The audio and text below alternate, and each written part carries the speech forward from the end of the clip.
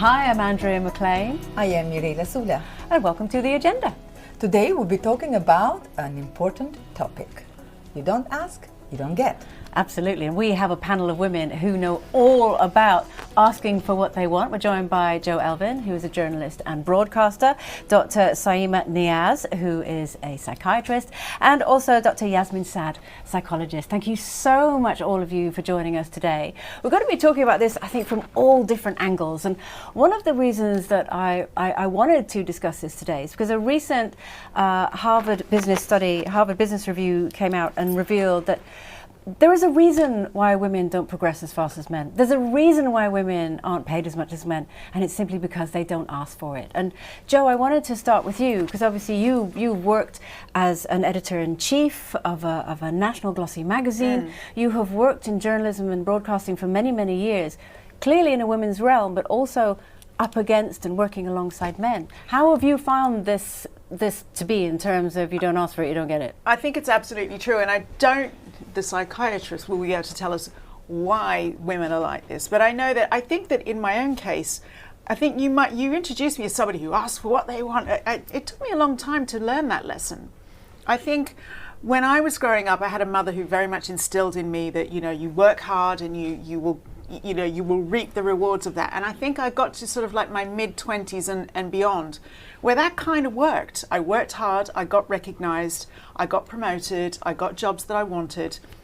So I think I had this innate sense that as long as I worked hard, somebody would notice and hand me a reward. And I used to get very bruised and upset if I wasn't given a pay rise or somebody else got that promotion that I wanted. I'm telling you, I'm 54 now, and I think it will be the last 5 or 6 years where I suddenly thought, you know what? Why don't you try just saying what it is that you want? And it's not a magic pill. You don't always get what you want, but you certainly get more than if you hadn't asked for what you want and stated what it is that you want. And I worked with men who would say, yeah, they offered me this salary, and I kind of thought that, everybody starts lower.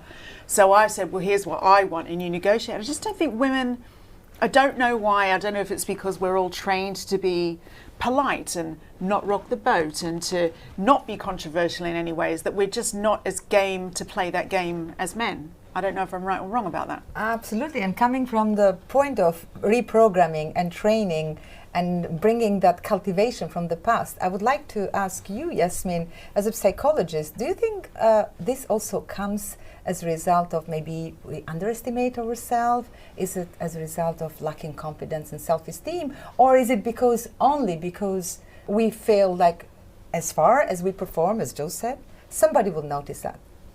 Well, at the core, women want to be loved. And to be loved, each one of us will have our own idea. For some, it will be, don't bother people. Don't go bothering them. So be quiet, just do your job, and it will come your way. For other, being loved is more, be kind, be caring, and it's not seen as caring and being kind to ask and impose and be assertive. Being assertive is not seen as something that will get you what you want in life, which is love. And women have a special focus on that. Men have a focus on ambition, drive, success, career, performance. Women don't have the same. Since we're a child, we're not educated to go for that. Now it's changing a little bit, but we still want to be loved. We want to succeed and arrive. And so this is what's happening. We are actually protecting ourselves, and we're avoiding being bothering to others. And I always say what you avoid is actually what you get. So if you avoid bothering others, what you get is exactly that. So you end up feeling I'm bothering them by not bothering them, and you don't get what you want, which is the love and the money and the success and everything that goes with it. That's a very good point, Andrea. Yeah? It is, and what I'm fascinated by is this idea of whether it's social conditioning in terms of we're raised to be good girls and we're raised to not ask, and our reward is that we are loved, or whether it is something that's innate within us because biologically we're going to become mothers, so therefore we need to have this part of our brain that is biologically programmed to want to give love and want to receive love. Is it a mixture of the two? And is there a way we can reprogram ourselves to not associate asking for something, maybe not getting it, and not seeing that as a rejection of ourselves, and therefore we're not loved? 100%. We're a bridge of nurture and nature, always. So now the idea is to figure out, where do you lean more? Do you lean more towards the value that you receive that are more about nurture rather than nature, or do you lean more about the other? Which way do you lean? Because you will lean more. It's not equal. Nature and nurture are not equal. So which one do you lean? So the first step is really assess, where are you? And the next step is to rebalance that. It's as simple as that, an assessment and rebalancing. And I just hearing you, in my mind is coming, in different cultures, maybe the concept of giving and receiving is very different. And I would love to bring this conversation to you, Dr. Saima, because it feels like we all want to achieve something. We all want to be loving and showing love, but at the end of the day, we also want to receive. Why some people lack the capability to receive? They love giving, like especially I work a lot with women, and when it comes to us, like, we love giving. Oh, I'm here to give, but why we struggle to receive, even if it is a compliment, even if it is a recognition, even if this is like something that we deserve, why we struggle with this? And is this different in different cultures? I would say I have lots of experience working with different cultures and with different women. Working in London with diverse communities, I have seen so many women, and coming from Pakistan and also working over here, you will be surprised to know that women are not different all over the world. They are suffering the same. They are accepting the same treatment from men or from other women.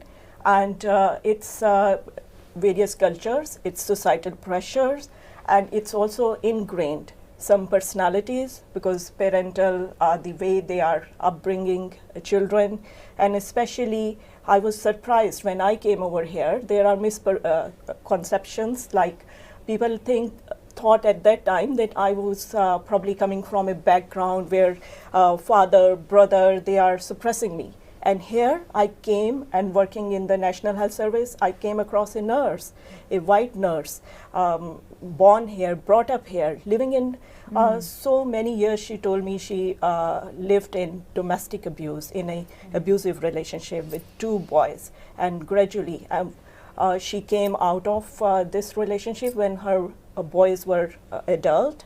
And it was surprising, shocking for me that they were thinking that I was probably suffering that. And I was thinking, no, she must be having everything. And I was shocked. So I would say that it's a world over phenomena that women are at the weakest end, or they are suffering. They need to come up more. They need to support each other. And we have also seen that women, they are sometimes not as supportive towards other women, but equally there are women like you, yourself, and other women in powerful status who are supporting women, bringing the best out of them. And we need to work more on that, I would say. I don't think you can ignore in this either, though, the class element. Culturally, and all of that thing, absolutely. But when I think about my background, very working class in the suburbs of Sydney, and I think that there's an element of you're conditioned to think about what it is you are and are not entitled to. So I was very, very lucky in the 80s as a teenager that, I think I told a careers advisor that I wanted to work in magazines. In other schools in my area, I would have been slapped down and told that was impossible. And I know British friends of mine who were told similar at their comprehensives. But she sent me to newspapers to get work experience. So it's not just what happens in the home. It's that oppression that people put on themselves, and I don't think that's necessarily just a gender thing.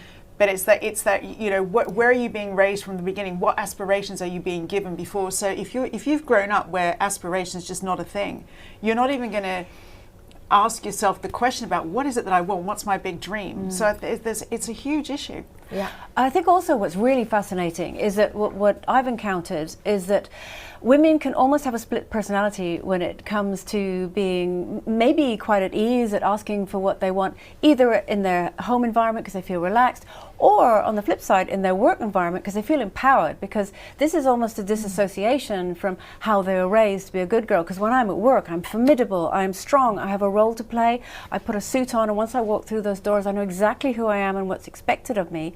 And yet on the flip side, when I go home, I could be experiencing domestic abuse and people would be absolutely flabbergasted. How can a strong, capable, strident woman also have this other shadow side to her life where she's not able to ask for what she wants? And again, I'd be interested to hear a professional take on that, and that women are so complex that we can actually ride both of those horses, if you like, side by side. That's true, but at the essence, what drove you, let's say you were in the situation, was the essence of you, which is you wanted to do good by another person. So doing good by your job is showing up strong and being the best that you could be, and at home it would be pleasing a man and therefore not standing up to domestic abuse. So at the core, people think there's split personality, but it's not split. It's the same motive that's driving you. Two different outcome because two different setting. So to a bit go back to what Joe was saying, it's your culture, your value, everything you've been raised in definitely influence you, but your personality and the essence of who you are drives everything. So because let's say I'm born in a culture where I have to be humble, but in my gut who I am is I'm adventurous, I'm rebellious. So I'm going to bridge that with being humble, and I will ask way much more than a person who's not adventurous, who doesn't have that essence. So it's really a combination of personality, the essence of who you are, and your environment and where you grew up and I must culture. say, though, having worked with women who have experienced domestic abuse for years, and having seen that through my eyes, case to case, what I have noticed is a woman who is going through this is receiving the wrong message, the weak message, the negative message day by day, and that is becoming her reality. So if our subconscious mind is picking up every single day, you're rubbish, you're useless, you are helpless, you are worthless, you are a nobody, who is going to employ you, who is going to hire you, how you dare to think you can do this? At the beginning, maybe you will resist, but as we keep receiving these signals all the time, this becomes our reality. We start believing our perpetrator, and at some point, we'll just give up. So it's a very good point that you just raised, because this is a message for everybody. How do we deal if we see that, and this doesn't come only from the perpetrator, that becomes a reality maybe from the way we're grown up. Many times we have experienced like our parents would tell us that, oh, it's not possible, or our teachers. But at some point, this becomes our reality. So how do we reprogram or we shift this? I mean, this is a question to any of you, if you have been going through this experience. So if somebody is listening to this and is saying, oh, maybe I've been hearing this all the time, but maybe they're not right, I can shift that. So how do we get to the other side of empowering ourselves and not believing that reality anymore? I'm happy to answer the question if you would like me to. The first thing is that thought that you received, that negative thought, got in. And it got in for a reason. You had doubt, or you believed that you had to listen. Because there's a lot of people who, you tell me something negative, I just walk away. You know, so it's the first step. Afterwards, once you're in it and you stayed in it, then of course it's going to sink in. So it's that first step. And at the first step, what you want is you want to decode what happened there in that first step. Is it that you didn't want to upset the other person, and that's what makes you listen to the negative? Or is it that you believe actually that you're not good enough, that there are cracks within, and that negative thought sipped in? But what is it? There is something in the way that you are within yourself that made that negative thought enter. And so it's the first step, and the first piece is analyzing it.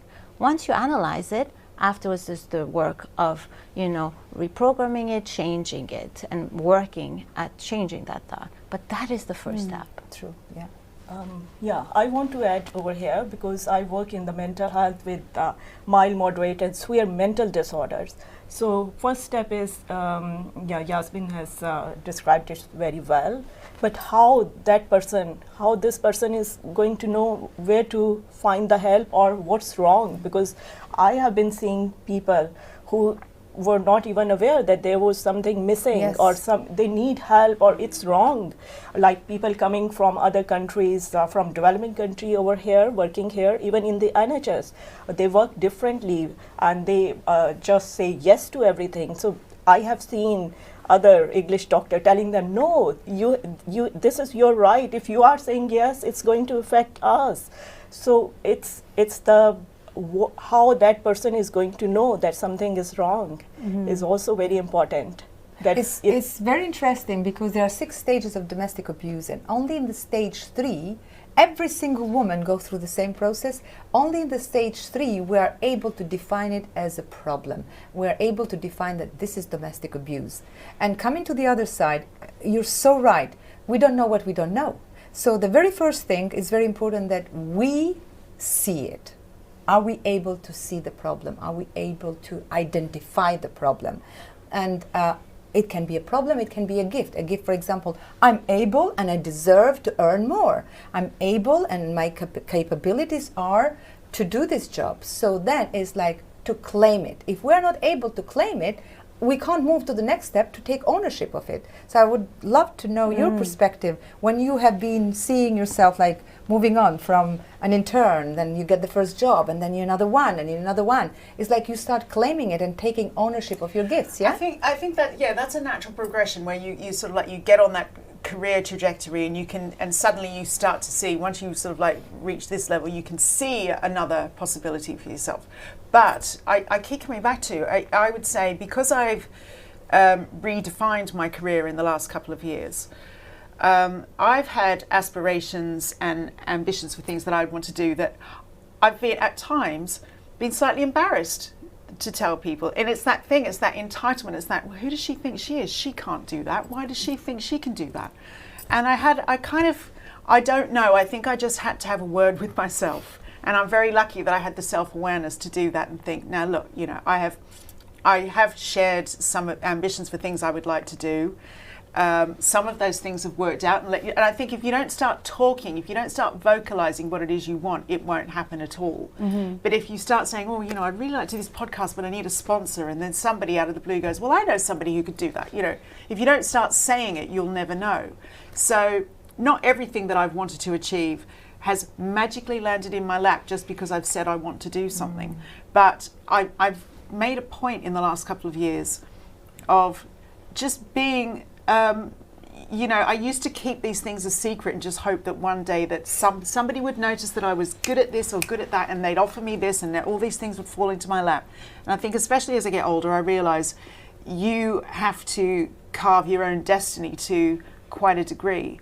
So and I might not yet be the person who gets to achieve this or that I want to do, but by talking about it, I'll get feedback on how I can get there. So I think it's all, as long as you can get over your own sense of embarrassment, I guess, I think you can learn a lot, even if you don't immediately get what you've asked for. And I think that's actually a great place for all of us to wrap up in terms of how do we almost get over ourselves, like you're saying, and that internal, maybe it's a monologue that you've had chirping in your head since you were a child, and whosever voice that is whispering to you, who do you think you are to ask for this thing? How do we do that, even in later years? Well, I think right now most of the world is fighting that inner voice, and it's acting as if there's an enemy within. And you go, and you're like, I just got to get over it. This is bad, and I just got to get over it. I actually think that inner voice is a message coming to you, orienting you to your value. So this embarrassment is actually connected to, again, the essence of who you are, which is it is important for you, and you value being humble. You value being seen, but without bragging about it. That's like, Just having a therapy session. You know? It's like, what I didn't touch on before is like my family. My father, in particular, is very down on any show of immodesty. He's so down on it. It was like really ingrained in me as a child. Yes. So interesting. Yeah. And you've embraced it, so you must believe that it has some value. Otherwise, it would not have gone in. So the key is not to shut that voice, get over it. Is to understand this is important to me. I actually want what I want, but I want to do it in a humble way, and I want to be seen. So now, how can I do that? Now you have much more power. You're connected to the essence of who you are, what you value, your present state, your desired future, the obstacle. And you can figure it out by thinking of, create a strategy. How can I be humble and ask? What would be? Maybe I can joke around about. Maybe I can just say a joke to my boss, and it won't be bragging. It won't be, and it will sip in a little idea. There's many creative ways. Once you know exactly what it is that is being communicated to you through this negative thoughts, then you just move ahead. I'm really worried I'm going to get Oh, invoiced yeah. after this. Yeah, that's excellent. That'll be £300. And I'm really interested to hear what the mental health ramifications are if you don't speak up, if you just keep internalizing it and holding it in and hoping one day your efforts will be recognized, and they're not, and you do this until your end of days. First of all, I have seen so many people with low self-esteem, lack of self-worth. That's so horrendous to see in people. They are capable of doing so much, but self-esteem is down, so much down, and it takes years, and still we are struggling to help people to lift their self-esteem. So self-esteem is one of the biggest issue, and then anxiety, depression, and then leaving behind, like crowd is going forward and you are behind, or you are timid, or you develop, sometimes people have developed depression, anxiety, or seeking help from drugs and alcohol. Alcohol is one of the biggest thing that people go for to relieve their anxiety, and I have seen then it's becoming habit and excessive alcohol. So it can lead to so many things if it's not dealt properly. Oh my gosh, we could talk about this forever. It's a big topic. It is. It's all about giving and receiving and finding that balance. And in the other side, I'm thinking like everything is a supply and demand. When you see the demand out there, it's a duty for you to see, how do I fill this gap? So at the end of the day, it's not about asking, it's about contributing. Yeah.